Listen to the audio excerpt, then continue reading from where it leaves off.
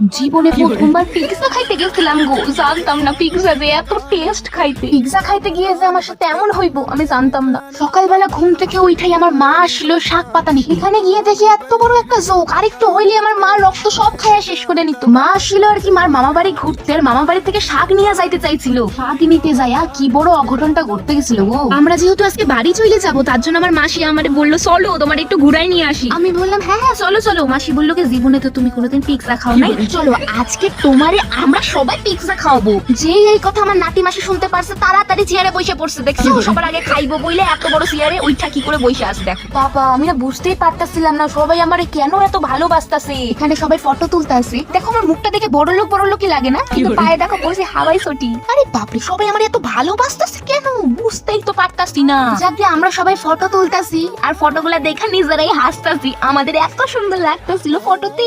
এখানে আমরা সবাই ফটো তুলতাছি, শুধু আমার বোনও তুলতে পারে নাই, বইলা দেখো মুখটা কেমন করতাছে। আরে বাপরে বলছিলাম একটা পিৎজা হইলেই হইব, এখানে থেকে তিনটা পিৎজা অর্ডার দিয়েছে। মা গো যাকে বাবা অত ভাইবা কোনো কাজ নাই, যেহেতু খাইটা দিছে খাইয়া লই নাকি খাইয়া সব ভাবু। আসলে কি বলো তুমি পিৎজা কোনোদিন খাই নাই বুঝছো, মানে এমন ভাইব না যে আমার কাছে টাকা পয়সা নাই।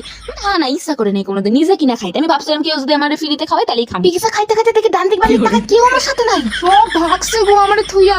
এতগুলো পিৎজার টাকা আমারে দিতে লাগলো শয়তান গুলা। প্রথমে বুঝছিলাম এদের মতলবটা ভালো না। তো যাই হোক মনে এক রাত কষ্ট নিয়ে সবাই বাই বাই বইলা বাড়ির দিকে যাইতাছি। একটু বড় লোক হয়েছিলাম টাকাগুলা জমাই, সব টাকাগুলা সুনা বইলা দিয়ে আসলাম পিৎজা খাইতে যাইয়া। সবাই টাটা বাই বাই বইলা এক রাত কষ্ট নিয়ে আবার ফিরে আসলাম শিলিগুড়িতে। একটা রাস্তা ভাবতে ভাবতে আসলাম আমি, আমার সাথে এত বড় দুর্নীবাজি কেন করলাম। দেখো না দেখো মুখটা দেখো কি হাসনটা না হাসতাছে, কি মজাটা পাইছে আমার সাথে এমন কইরা। ভালো লাগে না, আমি বোকা হয়ে গেছি।